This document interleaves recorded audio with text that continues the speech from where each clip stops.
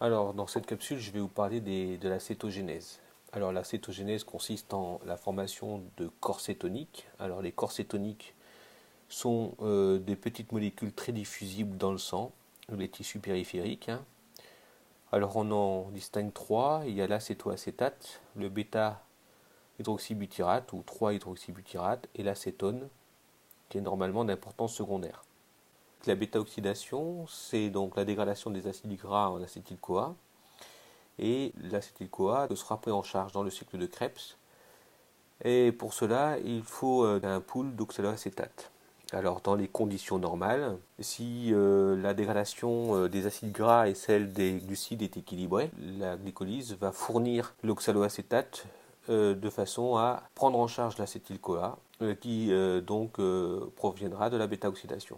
Alors, le cycle de Krebs va régénérer suffisamment de coenzyme A pour permettre la bêta-oxydation de se former. Dans les conditions de jeûne, eh bien, l'oxaloacétate du cycle de Krebs ne pourra pas être mobilisé pour la prise en charge de l'acétyl-CoA. Il faudra que l'oxaloacétate entre dans la néoglucogénèse pour produire du glucose pour des organes qui sont glucodépendants. Donc l'acétyl-CoA, de fait, va s'accumuler dans la cellule et le déficit en coenzyme A peut entraîner un arrêt de la bêta-oxydation. Donc pour empêcher cela, eh bien, il y a la fameuse cétogénèse qui permet de régénérer suffisamment de coenzyme A pour permettre la bêta-oxydation de fonctionner. La formation des corps cétoniques a lieu exclusivement dans les mitochondries hépatiques. Elle est très active en situation de jeûne lorsque les acétyl-CoA sont produites en abondance, par exemple par la bêta-oxydation ou la dégradation des acides aminés qui sont cétogènes. L'utilisation des corps cétoniques, on peut appeler ça la cétolyse, a lieu dans les mitochondries des tissus périphériques qui va les utiliser comme carburant, relais du glucose. Alors la première étape de la synthèse des corps cétoniques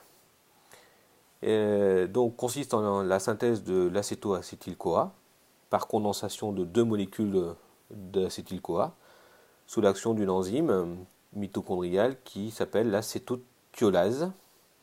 La deuxième réaction consiste en la condensation d'un troisième acétyl-CoA. Donc pour la formation d'un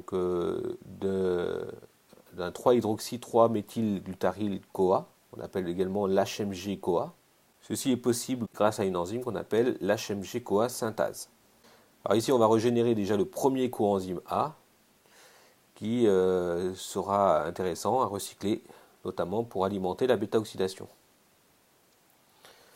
La troisième étape consiste à synthétiser le premier corps cétonique, l'acétoacétate, par clivage de l'HMG-CoA. Donc, cette réaction est catalysée par l'HMG-CoA liase. Alors, la réduction de l'acétoacétate en bêta-hydroxybutyrate est catalysée par une bêta-hydroxybutyrate déshydrogénase, qui est une enzyme à coenzyme NADH plus H+. Ce coenzyme d'oxydoréduction provenant de la bêta-oxydation des acides gras. Alors il peut y avoir la synthèse par décarboxylation spontanée, assez lent, donc de la formation de l'acétone. Et cette acétone formée est très volatile et sera éliminée notamment par respiration.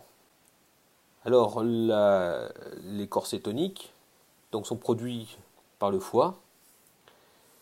Donc je vous ai dit, il y a deux principaux corps cétoniques qui seront produits, l'acétoacétate et le bêta-hydroxybutyrate.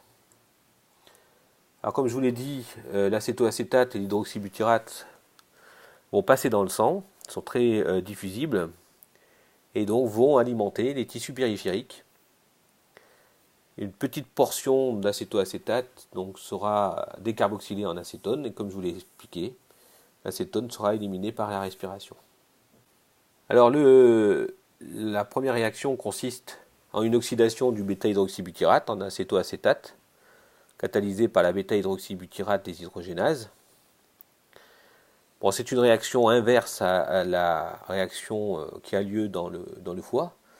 Ce sont donc deux isoenzymes différentes, l'une qui se trouve dans les mitochondries du foie et l'autre qui se trouve dans les mitochondries des tissus périphériques. Alors la réoxydation donc du NADH plus H+, qui sera produite au niveau de la chaîne respiratoire mitochondriale, fournira 3 ATP. L'acétoacétate va se condenser avec donc du succinyl-CoA. Alors l'activation, il y a activation donc, de l'acétoacétate en son ester coenzyme A. Alors cette réaction est catalysée par la 3-cétoacyl-CoA transférase, qui est une enzyme qui va court-circuiter une réaction importante du cycle de Krebs, puisqu'habituellement le succinyl-CoA va donc être couplé à la synthèse donc, de GTP dans le cycle de Krebs. Donc ici, il y a un court-circuit de cette réaction du cycle de Krebs. Donc cette activation de l'acétoacétate va donc entraîner un coût énergétique, hein, l'équivalent d'un GTP, autrement dit l'équivalent d'un ATP.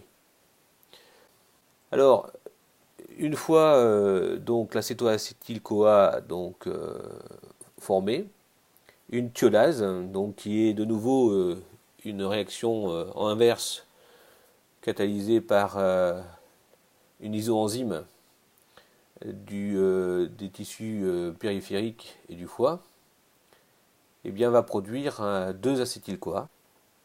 Alors les acétyl-CoA sont oxydés par le cycle de Krebs à des fins énergétiques dans les muscles, les reins, le cerveau. Pendant les jeûnes courts, le muscle va oxyder l'essentiel des corps cétoniques. Hein. Donc une très faible part sera éliminée dans les urines.